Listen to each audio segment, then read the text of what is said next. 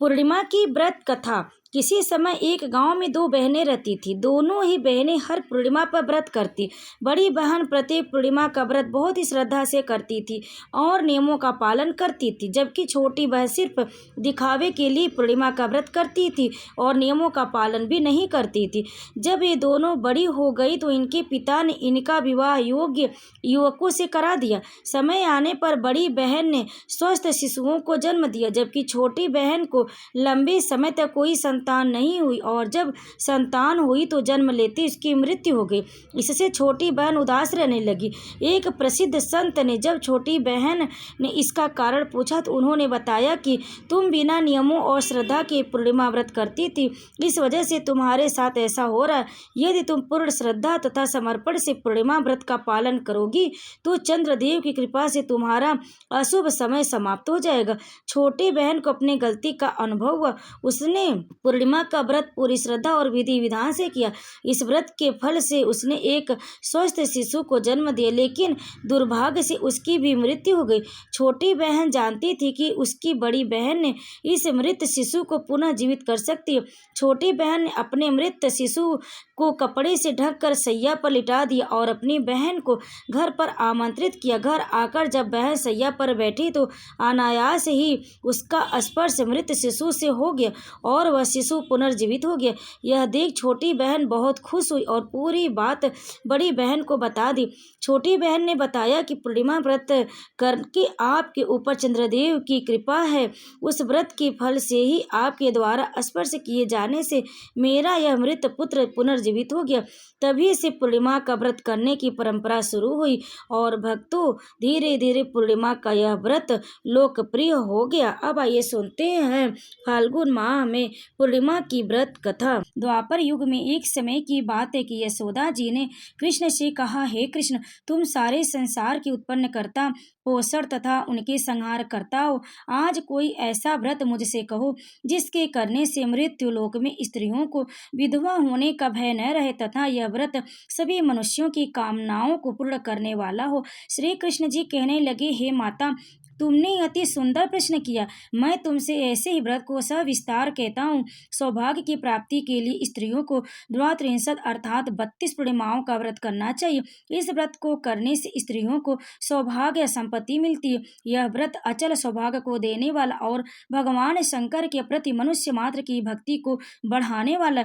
यशोदा जी कहने लगी, हे कृष्ण, सर्वप्रथम इस व्रत को मृत्युलोक में किसने किया था, इसके विषय में विस्तार पूर्वक मुझसे कहें। श्री कृष्ण जी कहने लगे कि इस भूमंडल पर एक अत्यंत प्रसिद्ध राजा चंद्रहास से पालित अनेक प्रकार के रत्नों से परिपूर्ण कातिका नाम की एक नगरी थी। वहां धनेश्वर नाम का एक ब्राह्मण था और इसकी स्त्री अति सुशील रूपवती थी। दोनों ही उस नगरी में बड़ी प्रेम के साथ रहते थे। घर में धन धान्य आदि की कोई कमी नहीं थी। उनको एक बड़ा दुख था, उनको कोई संतान नहीं थी, जिस वजह से वह बहुत दुखी रहते थे। एक दिन एक बड़ा तपस्वी योगी उस नगरी में आया। वह योगी बाकी सभी घरों से भिक्षा मांगकर भोजन किया करता था, लेकिन उस ब्राह्मण के घर से भिक्षा नहीं मांगा करता था। एक दिन योगी गंगा किनारे भिक्षा मांगकर प्रेम पूर्वक खा रहा था कि धनेश्वर ने योगी को यह सब करते देख लिया। अपनी भिक्षा अनादर से दुखी होकर धनेश्वर योगी से बोले, और सभी घरों से भिक्षा लेते हैं परंतु मेरे घर की भिक्षा कभी भी नहीं लेते, इसका कारण क्या है? योगी कहने लगा कि आपके धर्म हमें इस बात की आज्ञा नहीं देता है, क्योंकि अभी आप गृहस्थ जीवन में एक सुख से वंचित हैं। आपके घर संतान होने पर मैं आपके घर से भी भिक्षा स्वीकार कर लूंगा। उन्होंने कहा कि जिसे संतान नहीं है उसके घर से भिक्षा लेने से मेरे भी पतित हो जाने का भय है। धनेश्वर यह बात सुनकर बहुत दुखी हुआ और हाथ जोड़कर योगी के पैरों पर गिर पड़ा तथा दुखी मन से कहने लगा कि आप मुझे संतान प्राप्ति के उपाय बताएं। आप सर्वज्ञ हैं, मुझ पर अवश्य ही कृपा कीजिए। धन की मेरे घर में कोई कमी नहीं, लेकिन मैं संतान न होने के कारण अत्यंत दुखी हूँ। आप मेरे इस दुख का हरण कीजिए। यह सुनकर योगी कहने लगे, तुम चंडी की आराधना करो। घर पहुंचकर उन्होंने यह सारी बात अपनी पत्नी को बताई और खुद वन में चला गया।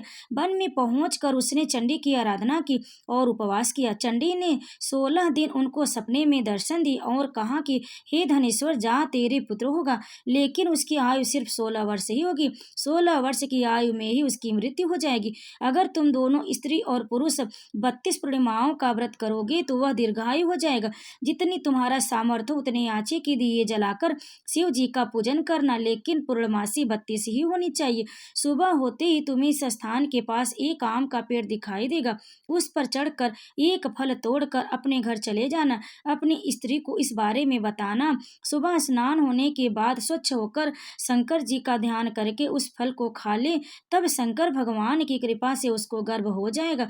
जब ब्राह्मण सुबह उठा तो उसे उस स्थान पर आम का पेड़ दिखाई दिया और वह उससे फल तोड़ने के लिए चढ़ा, लेकिन वह पेड़ पर चढ़ नहीं पा रहा था। यह देखकर उसे बड़ी चिंता हुई। उसने भगवान गणेश की उपासना की और कहा, हे दयानिधि, अपने भक्तों के विघ्नों का नाश करके उनके मंगल कार्य को करने वाले, दुष्ट का नाश करने वाले, रिद्धि सिद्धि प्रदान करने वाले, आप मुझे इतना बल दे कि मैं अपनी मनोकामना पूर्ण कर सकूं।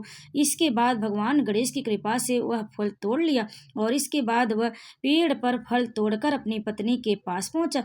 उसकी पत्नी ने अपने पति के कहे अनुसार इस फल को खा लिया और वह गर्भवती हो गई। देवी की कृपा से उसे बहुत सुंदर पुत्र पैदा हुआ। उसका नाम उन्होंने देवी दास रखा। माता पिता के हर्ष और शोक के साथ वह बालक बढ़ने लगा। भगवान की कृपा से बालक बहुत ही सुंदर था, सुशील और पढ़ाई लिखाई में भी बहुत ही निपुण था। दुर्गा जी के कथनानुसार उसकी माता ने 32 पूर्णमासी का व्रत रखा। जैसे ही 16वां वर्ग लगा, दोनों पति पत्नी बहुत दुखी हुई, कहीं उनके पुत्र की मृत्यु ना हो जाए। उन्होंने सोचा कि अगर उनके सामने यह सब हुआ तो वह कैसे देख पाएंगे। तभी उन्होंने देवी दास के मामा को बुलाया और 1 वर्ष के लिए देवी दास को काशी में पढ़ने के लिए भेज दिया। 1 वर्ष के बाद उसे वापस लेकर आना। देवी दास अपने मामा के साथ एक घोड़े पर सवार होकर चल दिया। उसने मामा को भी यह बात नहीं पता थी। दोनों पति पत्नी ने 32 पूर्णमासी का व्रत पूरा किया। दूसरी तरफ मामा और भांजे दोनों रात गुजारने के वास्ते एक रास्ते में एक गांव में रुके। उस दिन उस गांव में ब्राह्मण की कन्या का विवाह होने वाला था। जिस धर्मशाला में वर और बाराती के बाकी लोग रुके हुए थे, उसी धर्मशाला में देवीदास और उनका मामा ठहर गए। उधर कन्या को तेल आदि चढ़ने के बाद जब लग्न का समय आया तो वर की तबीयत खराब हो गई। वर के पिता ने अपने परिवार वालों से विचार विमर्श करके कहा कि यह देवीदास मेरे पुत्र जैसा ही है, मैं इसके साथ लगन करा दूं तो बाद में बाकी सारे काम मेरे बेटे के साथ पूरे हो जाएंगे। ऐसा कहने के बाद वर के पिता देवीदास को मांगने के लिए उनके मामा के पास गए और उन्हें सारी बात बताई।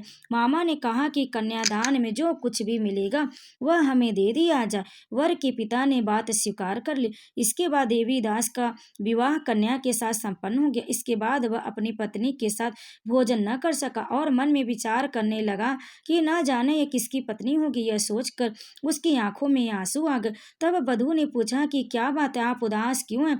तब उसने सारी बातें पत्नी को बता दी। तब कन्या कहने लगी, यह ब्रह्म विवाह के विपरीत है।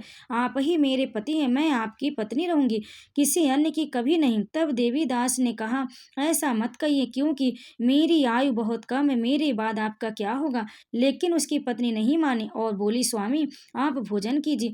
दोनों रात में सोने के लिए चले गए। सुबह देवीदास ने पत्नी को 4 नगों से जड़ी एक अंगूठी दी और एक रुमाल दिया और बोला, हे प्रिय, इसे लो और संकेत समझकर स्थिरचित हो जाओ। मेरे मरण और जीवन जानने के लिए एक पुष्प वाटिका बना लो, उसमें सुगंधित वाली एक नवमल्लिका लगा लो, उसको प्रतिदिन जल से सींचा करो और आनंद के साथ खेलो कूदो। जिस समय और जिस दिन मेरे प्राण का अंत होगा उस दिन यह फूल सूख जाएंगे। जब ये फिर से हरे भरे हो जाएं तो जान लेना मैं जीवित हूँ।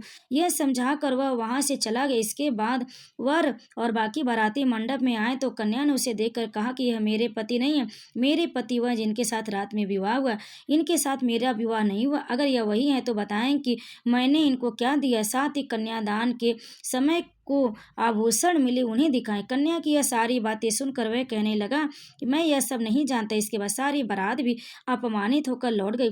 भगवान कृष्ण बोले, हे माता, इस प्रकार देवीदास काशी चला गया।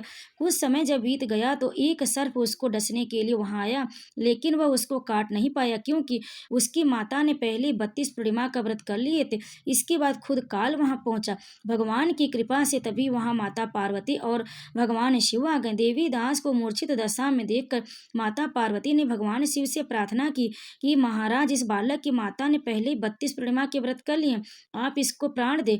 भगवान शिव ने माता पार्वती के कहने पर उसे प्राण दान दे दिए। उधर उसकी पत्नी उसके काल की प्रतीक्षा कर रही थी। उसकी पत्नी ने जाकर देखा कि पुष्प और पत्र दोनों ही नहीं है और उसको बहुत आश्चर्य हुआ। और जब उसने देखा कि पुष्प वाटिका फिर से हरी हो गई है तो वह समझ गई कि उसका पति जिंदा हो गया। इसके बाद वह बहुत ही प्रसन्न होकर अपने पिता के से कहने लगी कि मेरे पति जीवित, उनको ढूंढिए।